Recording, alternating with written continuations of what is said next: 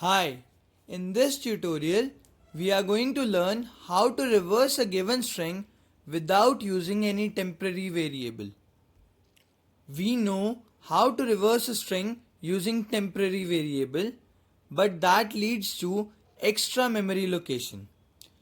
To avoid this, we have several other ways to reverse a string. So let's look at an example first.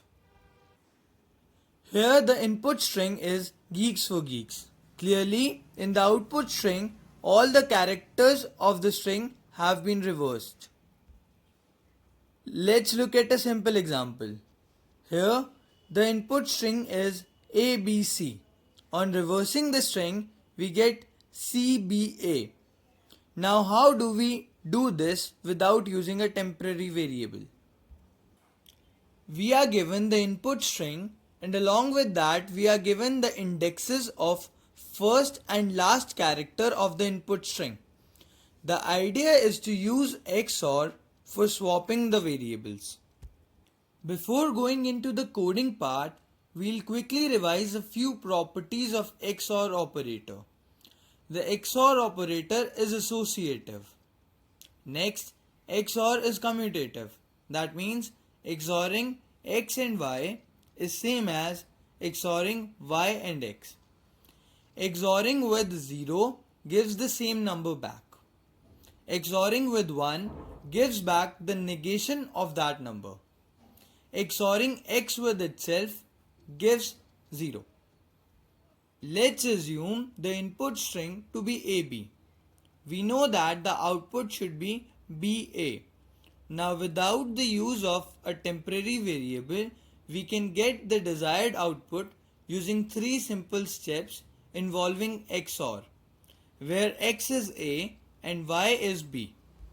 Step 1, X is equal to X XOR Y.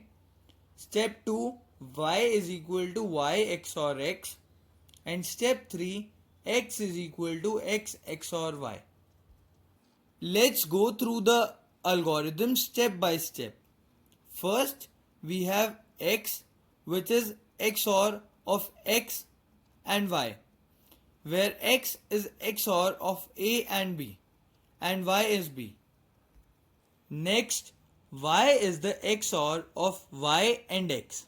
From the previous step, we have seen that X is equal to A XOR B. So Y is the XOR of the result of XORing B with A and B. By the property of association, we get this.